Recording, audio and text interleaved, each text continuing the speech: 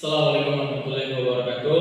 Perkenalkan, kami dari kelompok 8 ingin mempresentasikan hasil diskusi kami yang berjudul campuran dan larutan. Sebelum kami mempresentasikan hasil diskusi kami, pada baiknya di sini kami buka perkenalkan diri. Perkenalkan, nama saya Sugeng Alamsah Sirega. Perkenalkan, nama saya Alida Fatimah Nova dan saya Meita Dwirani. Materi pertama akan dibacakan oleh Saudari Meita Dwirani. Kepada Saudari Meita Dwirani, waktu dan tempat kami persilakan. Terima kasih kepada moderator. Baiklah, di sini saya akan menyampaikan tentang pengertian campuran. Campuran adalah suatu materi-materi yang disusun oleh beberapa suatu zat tunggal, baik berupa unsur atau senyawa. Dengan komposisi yang tidak tetap, dalam campuran, sebuah sifat dari materi penyuluhan tidak dapat berubah karena gabungan beberapa zat tanpa melakukan reaksi kimia. Itu adalah pengertian dari campuran. Selanjutnya, macam-macam dari campuran. Yang pertama adalah campuran homogen. Campuran homogen tersusun oleh dua bagian atau bisa lebih senyawa yang seluruh bagiannya mempunyai sifat dan susunan lama. Larutan terdiri atas yang pertama pelarut atau solvent dan yang kedua zat terlarut atau solut.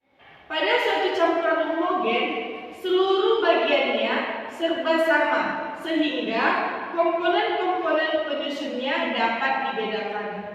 Contoh dari campuran homogen ini antara lain yang pertama larutan garam, larutan gula, air aki, cuka dapur, udara, dan alkohol 70%.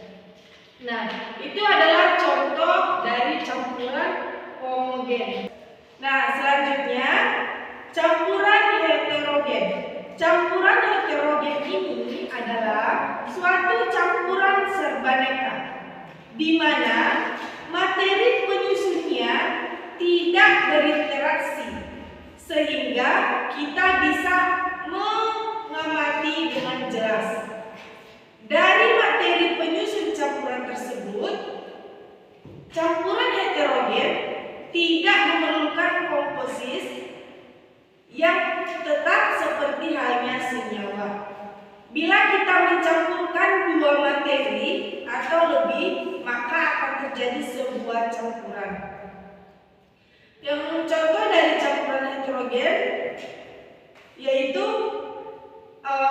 minyak dan air. Kita dapat melihat yang mana bagian minyak dan yang mana bagian air dengan indera mata kita sendiri.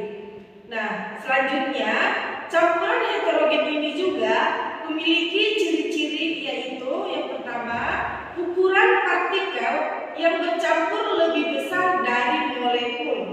Yang kedua, percampuran partikelnya tidak merata. Yang ketiga, larutan akan mengendap. Dan yang keempat, keruh dan tidak tembus cahaya. Itu adalah jenis-jenis atau ciri dari campuran heterogen. Baiklah, untuk materi selanjutnya yang akan disampaikan oleh saya sendiri, yaitu pemisah campuran. Yang pertama, penyaringan atau filtrasi. Penyaringan adalah pemisah campuran yang didasarkan pada perbedaan ukuran partikel. Yang kedua, penyulingan atau distilasi. Penyulingan adalah pemisah campuran berdasarkan perbedaan titik didih. Yang ketiga, kromatografi adalah pemisah campuran yang didasarkan pada perbedaan daya serap suatu zat terdapat bahan penyerap. Kromatografi digunakan untuk memisahkan campuran warna pada tinta. Yang keempat, kristalisasi. Kristalisasi adalah pemisah campuran untuk memisahkan zat larut dari larutannya. Proses kristalisasi dimanfaatkan untuk yang pertama, membuat garam dari air laut. Yang kedua, membuat gula pasir dari air gula kristalisasi. Yang kelima, sentrifugasi. Pemisah ini dilakukan dengan memasukkan suspensi ke dalam tabung reaksi. Sentrifugasi dapat digunakan untuk memisahkan plasma darah lain. Yang keenam, ekstraksi. Ekstraksi adalah pemisahan campuran dengan menggunakan dua pelarut yang tidak saling bercampur. Yang ketujuh, sublimasi. Pemisahan campuran dengan sublimasi dilakukan jika ada zat padat yang menyublim bercampur dengan zat yang tidak dapat menyublim. Contoh zat yang mudah menyublim adalah kapur barus, iodin, dan kafein. Itulah tadi contoh dari sublimasi. Baiklah, materi selanjutnya akan dibacakan oleh saudari Khaliza. Kepada saudari Khaliza, waktu dan tempat kami persilakan. Baiklah, saya akan melanjutkan materi yang disampaikan oleh saudara Sugeng. Sifat dasar larutan. Larutan yaitu campuran yang bersifat homogen antara molekul ataupun ion dari zat, dua zat atau lebih. Disebut campuran karena susunannya atau komposisinya dapat berubah. Disebut homogen karena susunannya begitu seragam sehingga tidak dapat diamati adanya bagian-bagian yang berlainan. Selanjutnya, jenis larutan. 1. Larutan elektrolit, yaitu larutan yang menggunakan arus listrik. Larutan ini terbagi menjadi dua, yaitu larutan kuat. Larutan kuat yaitu mempunyai daya hantar listrik yang kuat karena zat terlarutnya dalam pelarut atau umumnya air. Yang tergolong elektrolit kuat yaitu asam-asam kuat seperti HCl, HClO3, H2SO4, HNO3 dan lain-lain. Kemudian basa-basa kuat, basa-basa golongan alkali dan alkali tanah seperti NaOH, kemudian KOH dan lain-lain. Selanjutnya garam-garam yang mudah larut seperti NaCl.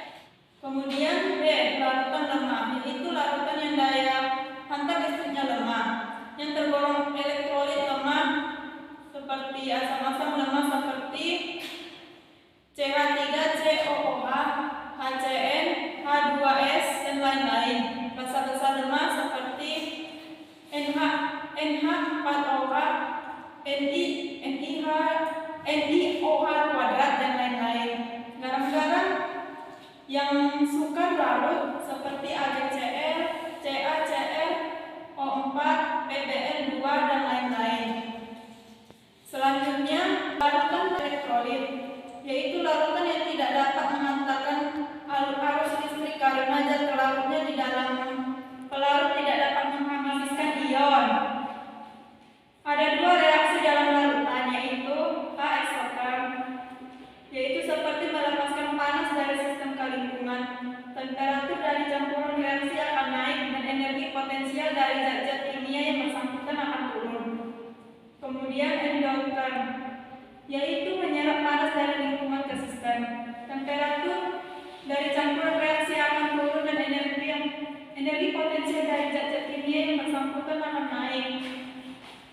Berdasarkan jenuh atau tidak jenuhnya larutan dibagi menjadi tiga, yaitu larutan tak jenuh, larutan yang mengandung zat terlarut keluar dari yang diperlukan untuk membuat larutan jenuh.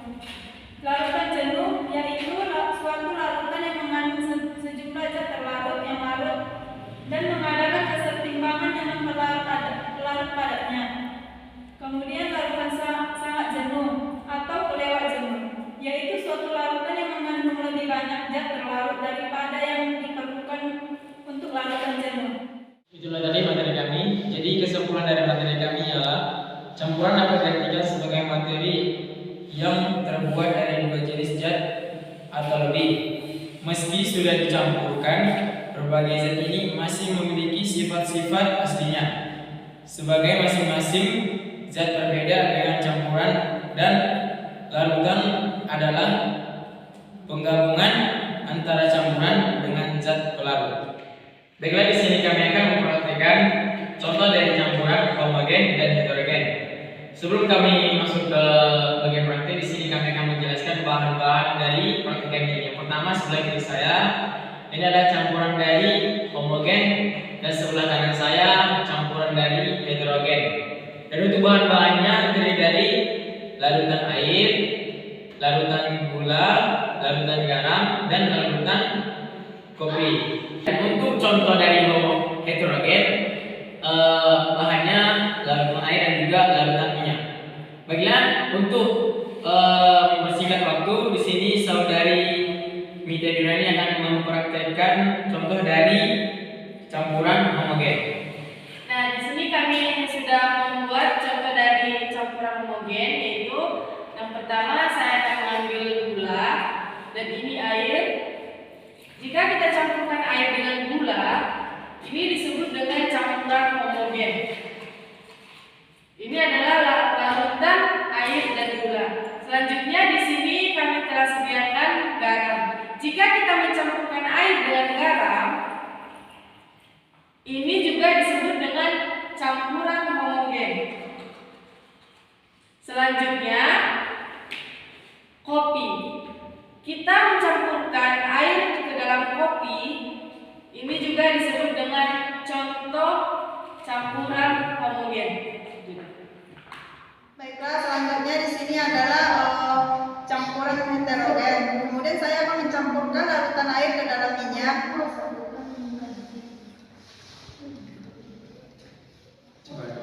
Dan jadinya seperti ini.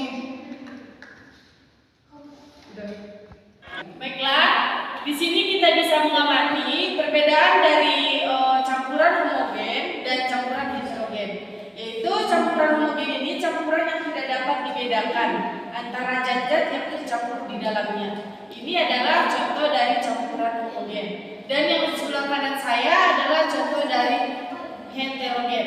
Larutan dan campurannya tidak bisa disatukan atau tidak bisa tercampur dengan rata. Baiklah, itulah tadi hasil diskusi kami. Kurang dan lebihnya kami mohon maaf. Kami akhiri. Assalamualaikum